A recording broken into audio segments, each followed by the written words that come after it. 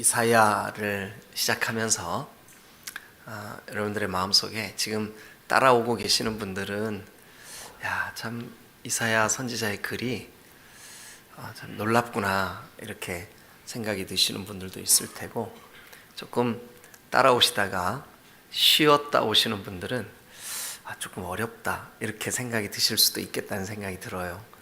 그렇지만 어렵지 않습니다. 조금만 귀를 기울이시면 금방 이해할 수 있습니다.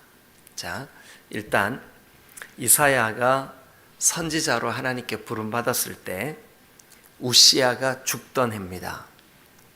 우시야 왕과 그의 아들 그리고 그의 손자, 지금은 우리가 7장, 8장, 9장 이때는 아하스라고 하는 우시야의 손자.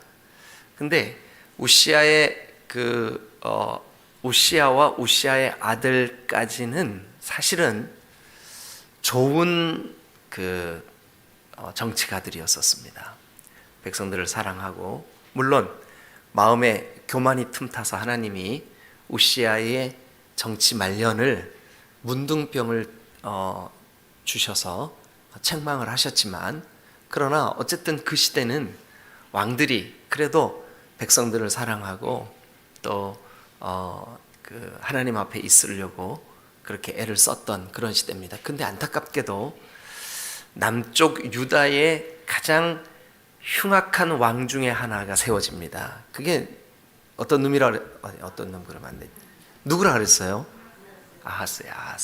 그리고 아하스 하고 또 다른 한 사람 이름 얘기했었는데, 그 아하스 다음에 히스기야, 그의 아들 므낫세. 이렇게 이제 이름이 좀 복잡해서 여러분들이 복잡하게 생각할 수 있는데, 그냥 복잡하게 생각하지 말고 하나님이 안 기뻐하시는 아하스, 하나님이 기뻐하시는 히스기야, 이렇게 이해를 하시면 이 이사야 때 선지 활동을 하는 그 시기가 그려질 수 있을 것 같습니다.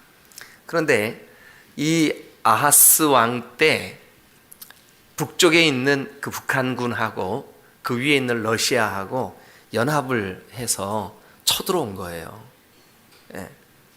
근데 이 아하스가 하나님 의지하고 하나님 도우심을 구하고 이래야 되는데, 성전의 기물들, 금부치 꺼내가지고 뇌물을 만들어서 누구한테 갔다고요? 아수르한테 갔다고요. 아수르. 우리 좀 도와달라고. 근데 그 모습이 하나님 보실 때는 너무 가슴이 아프신 거예요.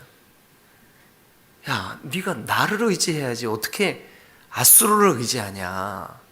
그래서 어제 뭐라 그러셨냐면, 어제가 아니고 그제죠, 그죠? 수요일날 새벽에 마헬 살랄 하스바스, 무슨 뜻이라 그랬죠? 노략이 속해온다. 그 노략이 네가 의지하는 아수르로부터다. 너 의지했지? 그 의지하는 그것이 너를 칠 거야. 여러분, 우리가 예수님을 우리의 구주로, 우리의 주님으로 영접한 이후 우리는 예수 그리스도를 통하여 하나님만을 의지하는 여러분 되시기를 주님의 이름으로 축원합니다. 자, 그런데 여기서 제가 여러분들을 좀 어렵게 만들까 봐 고민했어요. 이거를 같이 얘기를 할까 말까. 근데 한번 좀 들어보세요. 그냥 여러분, 이 이사야가요 참 놀라운 메시지예요. 아하스 왕의 현실을 설교하면서 동시에, 그 현실을 설교하면서 동시에 먼 미래에 되어질 그 예언을 하고 있어요. 그러니까 이제 여러분 눈 좀 한번 크게 떠보세요.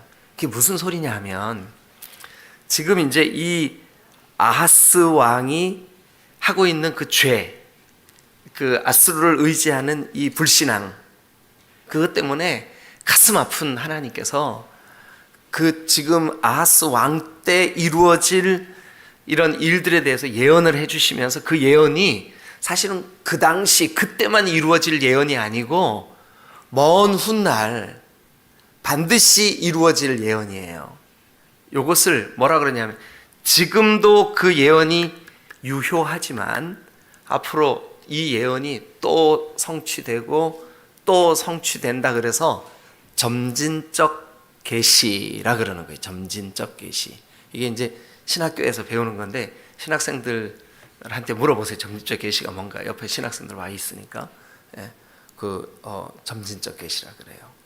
자, 그런데 이 점진적 계시가 어떤 형태로 지금 이 이사야가 우리에게 예언을 해주냐 하면, 여러분 이사야가 처음 이렇게 1장을 시작할 때 아니 소도 자기 주인을 알고 나귀도 자기 구유를 찾아갈 줄 알거늘 내 백성은 창조주이신 너를 만드신 하나님을 못 알아보는구나 이거.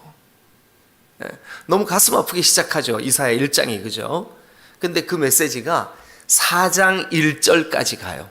그래서 1장 1절부터 4장 1절까지의 분위기가 뭐냐 하면 흑암이에요. 흑암, 어둠.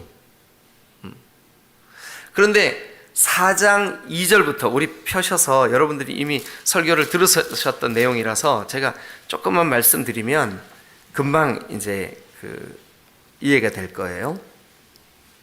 자, 4장 2절부터 싹 얘기한다 그랬죠. 싹. 남아있는 자 싹. 그죠? 예, 하나님께서 그 싹을 꽃피워 주실. 그래서 4장 2절 그날의 여호와의 싹이 아름답고 영화로울 것이요. 그러니까 1장 1절부터 4장 1절까지는 흑암, 어둠, 심판, 멸망 이런 메시지였는데 4장 2절부터 갑자기 싹 그러면 어때요 여러분? 소망이에요. 빛이에요. 하나님의 은혜예요. 그러니까 이사야의 글이 흑암이었다가 광명으로 바뀌어요. 그런데 또 어떻게 되냐 하면 이제 5장 1절로 한번 가보세요. 5장 1절. 여러분 기억나세요? 포도원 농사를 짓는데 포도원 지기가 정말 참 포도를 기대하고 포도나무를 심었는데 열매를 맺고 보니까 그게 무슨 포도였었어요? 들포도였었잖아요. 그죠? 그래서 그냥 이게 뭐 포도고 뭐고 내가 다 때려치겠다 해가지고는 그 포도나무를 보호하고 있던 울타리와 담을 다 헐어버린다고. 그래서 주변에서 막 온갖 들짐승이나 이런 것들이 와가지고 그냥 포도나무밭을 다 짓밟아 버린다고요. 이게 뭐를 상징적으로 드러내냐 하면 하나님의 백성들이 하나님을 영화롭게 하기를 기대했는데 그들이 죄와 그리고 온갖 더러운 것들만 열매를 맺는구나. 하나님이 울타리를 다 헐어버리신다. 그러니까 분위기가 어때요? 흑암이에요. 흑암. 그런데 또 이제 5장이 그렇게 흑암이라면 6장 1절로 한번 가보세요. 6장 1절. 우시야 왕이 죽던 해에 내가 본즉 주께서 높이 들린 보좌에 앉으셨는데 그의 옷자락은 성전에 가득하고 이 이사야가 하나님으로부터 부름받는 소명의 장면이에요. 그런데 이 소명의 장면은 어때요? 네 죄를 사함을 받았다. 제단 숯불 내 입술에 대니 어찌 주저할까 주여 나를 보내주. 분위기가 어떠냐 하면 광명이에요. 광명. 빛이에요.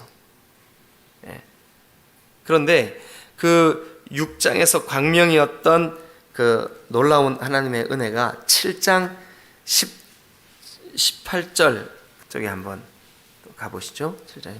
그날에는 여호와께서 애굽 하수에서 먼 곳에 파리와 아수르 땅에 벌을 부르시리니. 그러니까 파리와 벌이 또 와서 공격. 그러니까 이건 또 뭐예요? 분위기가 어둠이에요. 어둠.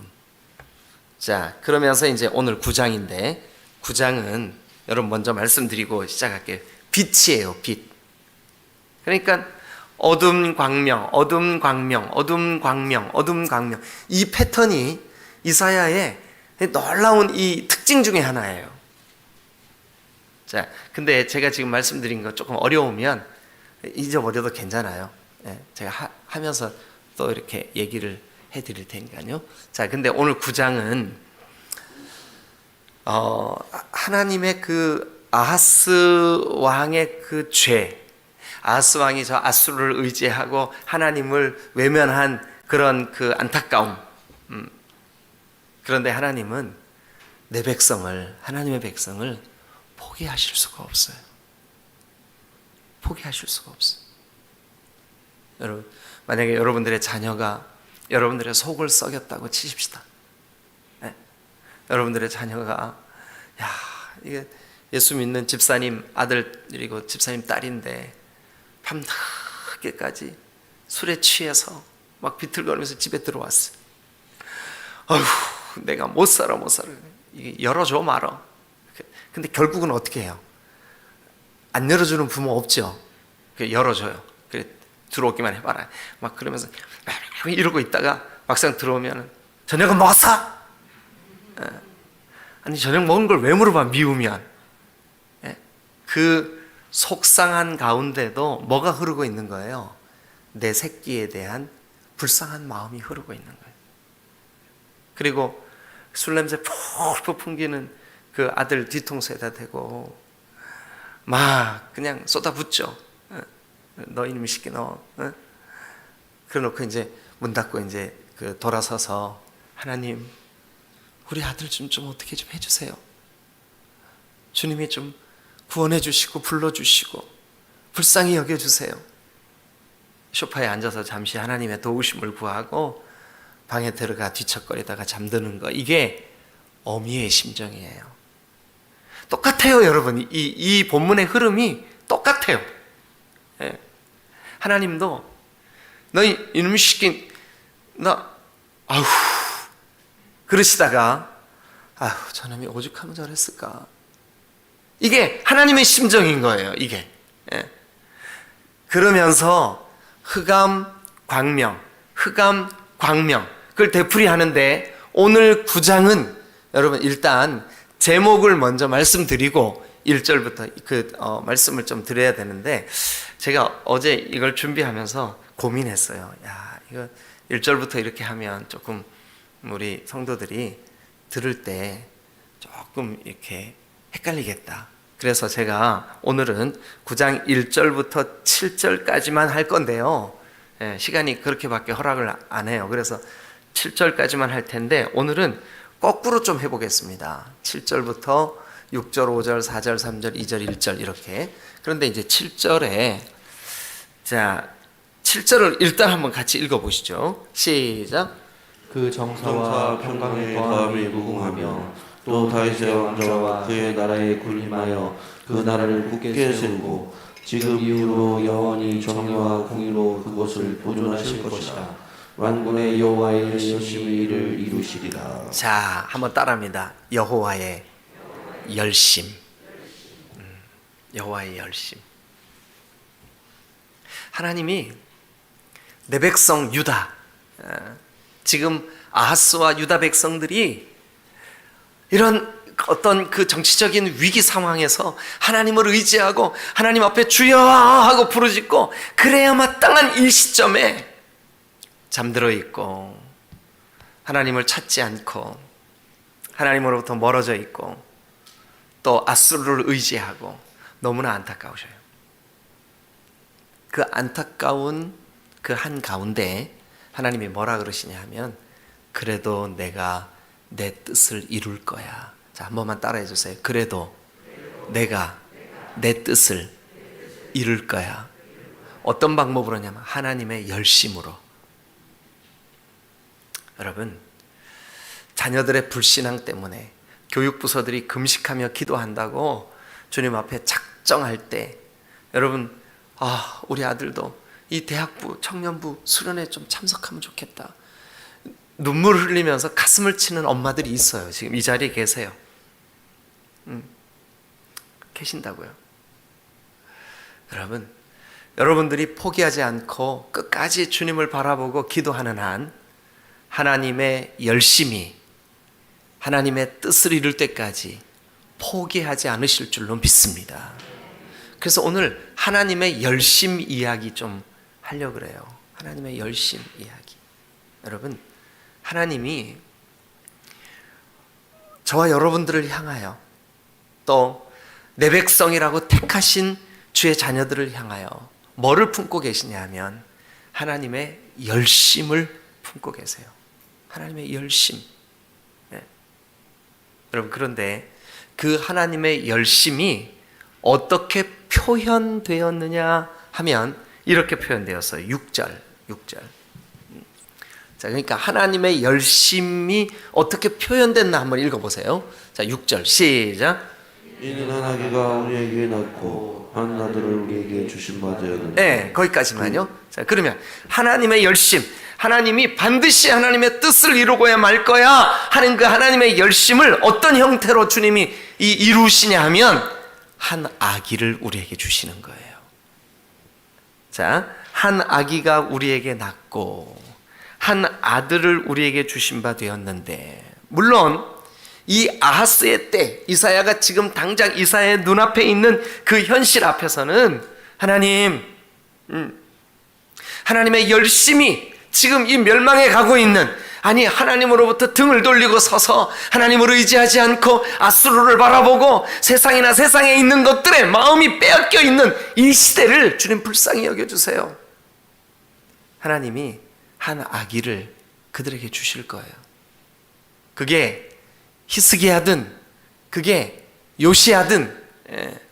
아, 목사님 제발 딴 사람 얘기 좀 하지 말고 우리 귀에 익숙한 사람들 얘기만 하세요. 지금 그런 표정이시거든요. 그런데 이 멸망해 가는 유다 때에 하나님이 한 줄기 빛처럼 왕들을 주세요. 왕을 주세요. 한 아기를 주신다고요. 그런데 이 예언이 그때만 성취되고 끝나는 예언이 아니라, 아까 무슨 계시라 그랬더라? 제가 기억을 못 하겠네. 아니, 크게 다시 하면 뭐라고요? 네. 그러니까 그 계시는 지금 이루어지고 나중에 또 정확하게 더 확증되고 또 확증되는 이 계시예요. 근데 한 아기를 우리에게 주시겠대요. 한 아기를 우리에게 주시겠대. 아하스의 때에는 그것이 히스기야일 수도 있고 아하스의 때에는 그게 요시야일 수도 있어요. 그러나 저와 여러분들에게는 그게 누굴까요? 한 아기 누굴까요? 예수님이시죠. 예수님. 예. 여러분들이 마음속으로, 아니 목사님 무슨 근거로 한 아기가 우리에게 낳고 한 아들을 우리에게 주신 바 되었다는 이 말이 예수님이라는 근거가 뭐예요? 11장을 가보세요. 11장 1절.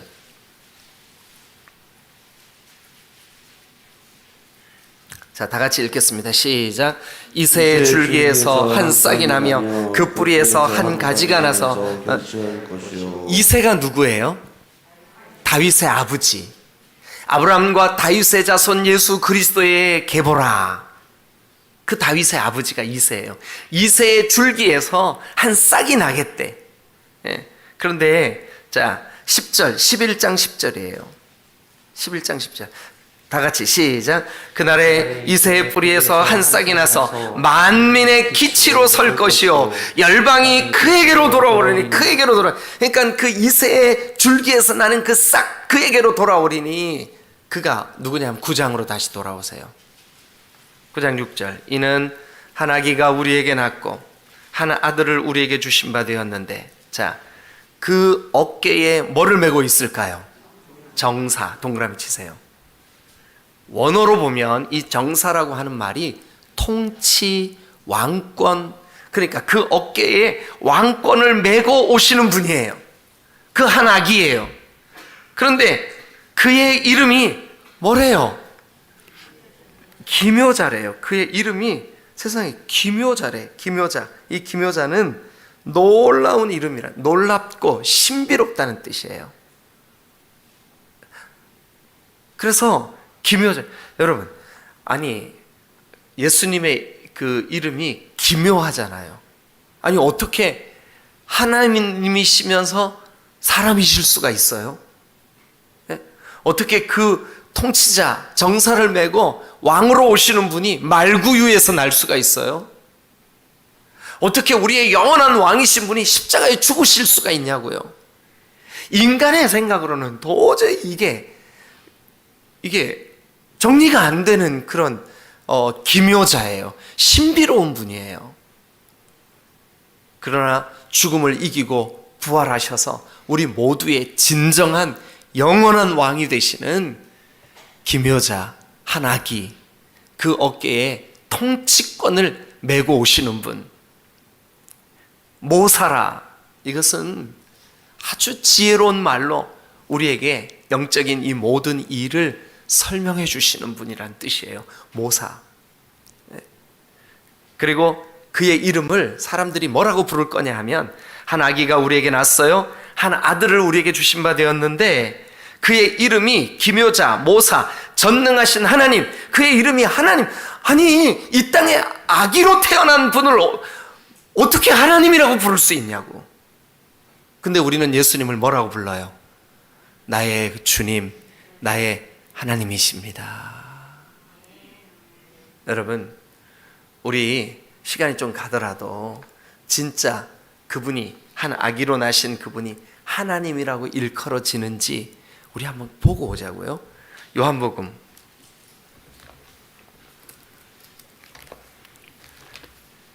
마태, 마가, 누가 다음에 요한복음이죠, 그죠? 자, 요한복음 19장, 20장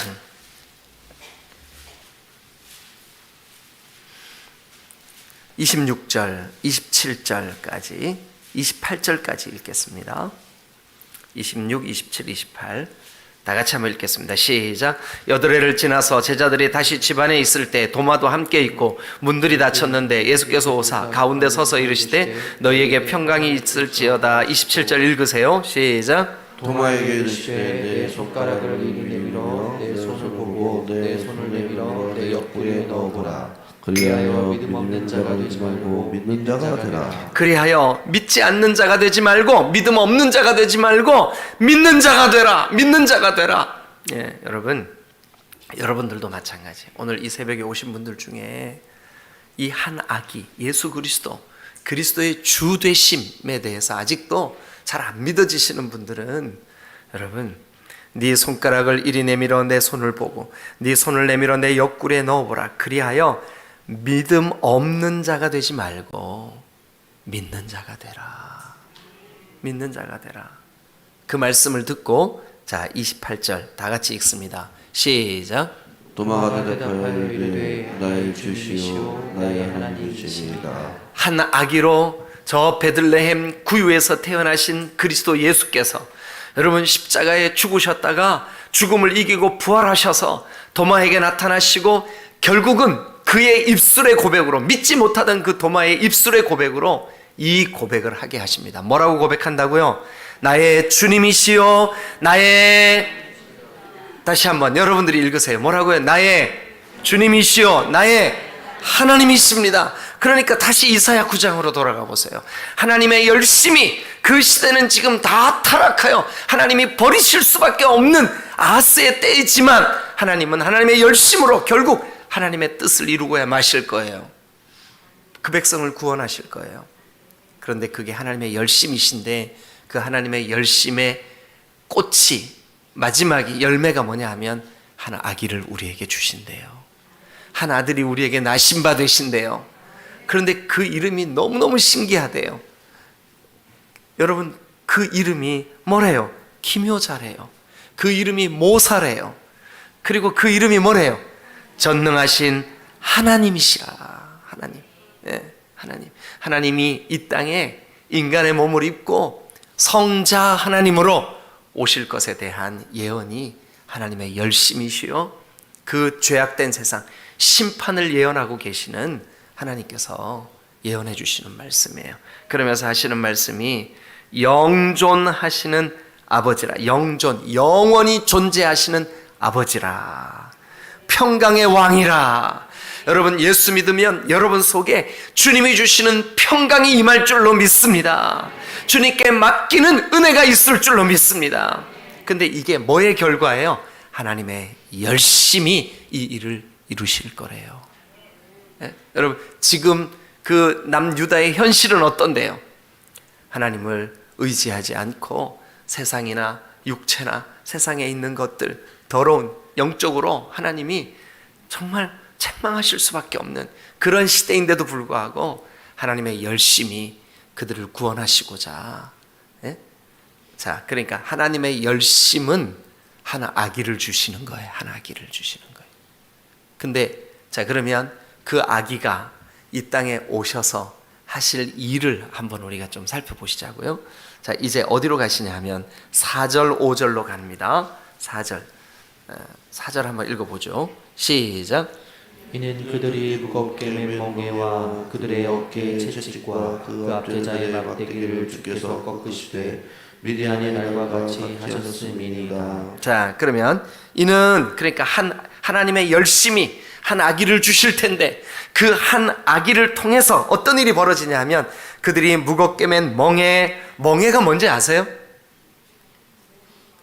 멍에 모르시는 분 계시죠? 네, 멍에가 뭐냐 하면 김수희가 부른 유행가예요.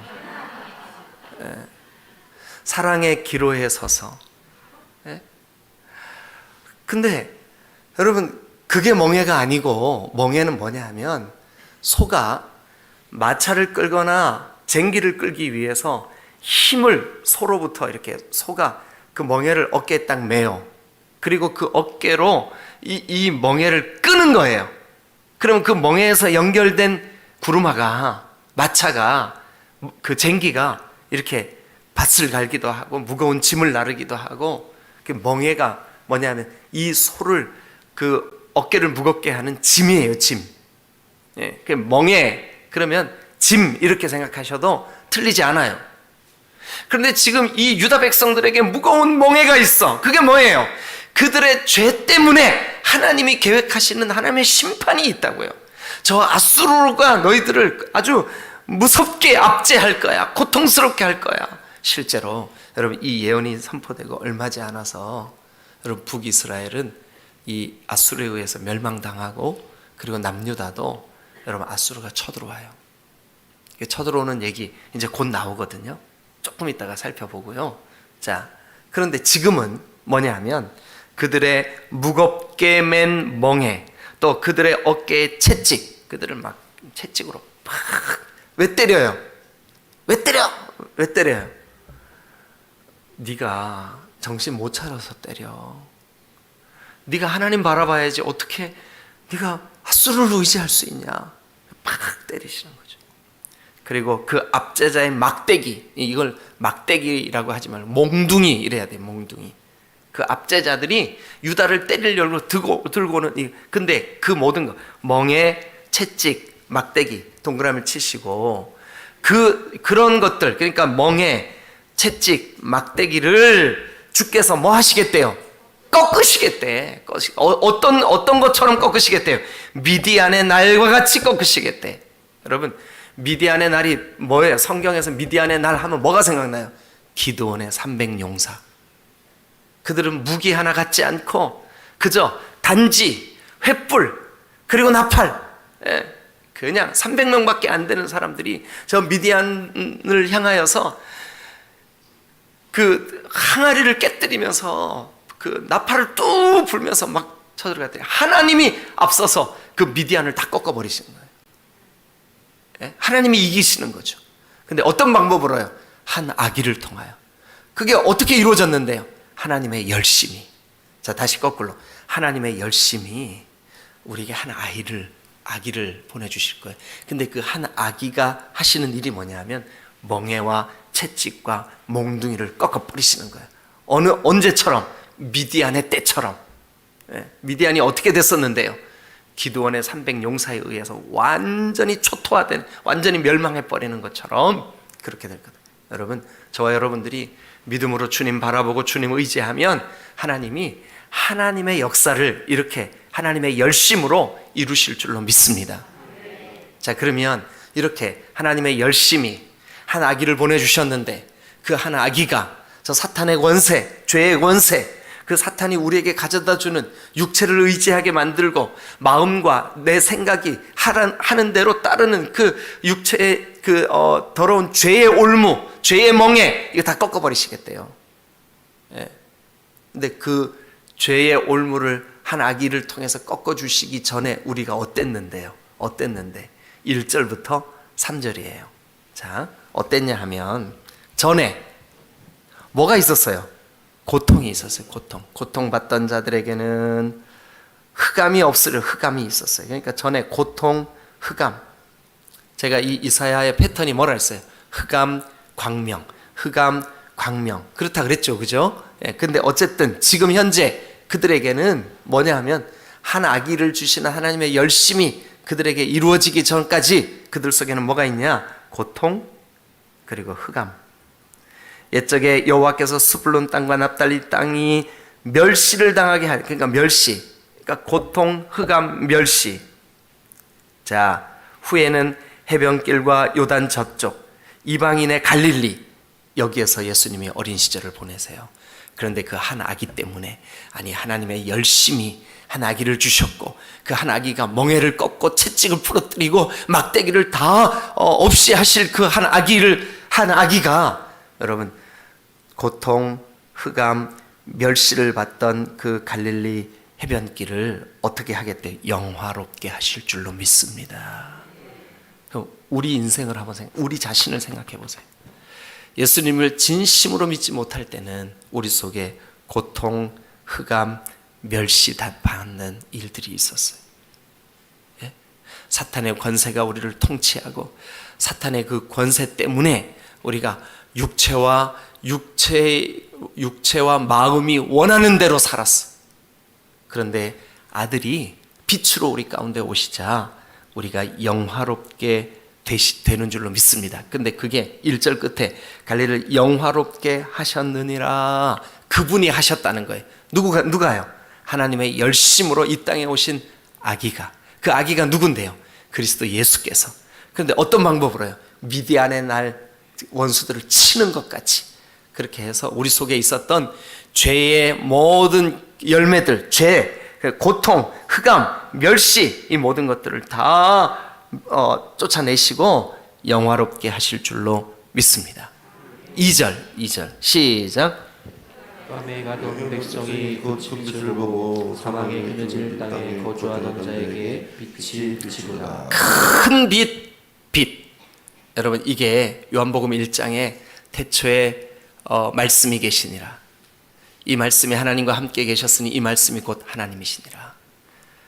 빛, 곧 세상에 와서 비추는 빛이 있었으니 그 빛이 바로 요한복음 1장이 쭉 설명하는 그리스도 예수예요. 은혜와 진리가 충만하신 그 예수. 그러니까 빛이 흑암을 비추니까 그 큰 빛을 보고 사망의 그늘질 땅에 앉아있던 그런 사람들에게 빛이 임하게 된 거죠. 근데 이게 어떻게 이루어졌다고요? 하나님의 열심이 어떤 방법으로? 한 아기를 통해서. 그 한 아기가 어떻게 했는데요? 멍에와 채찍과 몽둥이를 꺾어버리셨다고요. 그래서 그 일 때문에 우리에게 이루어진 일이 뭔데요? 우리가 고통, 흑암, 멸시 그런 가운데 있었던 우리에게 큰 빛, 그 사망 가운데 우리에게 빛이 임하게 되었다고요. 할렐루야. 그래서 3절 시작. 주께서 이 나라를 창성하게 하시며 그 즐거움을 더하게 하셨으므로 추수하는 즐거움과 탈취물을 나눌 때의 즐거움 같이 그들이 주 앞에서 즐거워하오니. 그러니까 즐거움을 주실 때까지 여러분 우리가 예수를 믿고 예수님이 나의 구주요 나의 하나님으로 고백되어질 때 여러분 우리가 현실과 환경은 이게 도대체 어려움이 끝이 없는 것 같아. 그런데 순간순간 주님이 주시는 평화, 주님이 주시는 기쁨 때문에 여러분 기뻐하고 즐거워하시기를 주님의 이름으로 축원합니다. 아이고 시간이 너무 많이 갔어요. 근데 이해는 되셨죠? 예. 여러분 이 이사야가요 정말 여러분 한번 잘 들어보세요. 진짜 놀라운 메시지예요. 예. 예. 그래서 오늘 하나님의 열심이 한 아기를 우리에게 주셨고 그 아기를 통하여 멍에 채찍 막대기가 꺾여졌구나. 그런데 전에 우리가 흑암에 있었고 고통에 있었고 멸시를 당했고 그런데 그 아기를 통하여 큰 빛이 우리 가운데 임했구나. 그래서 우리가 즐거워하고 그 즐거움이 정말 이게 우리가 상상하지 못했던 놀라운 기쁨이 우리 속에 넘치게 하실 때까지 하나님의 열심히 쉬지 않으시겠구나. 할렐루야. 기도하시겠습니다.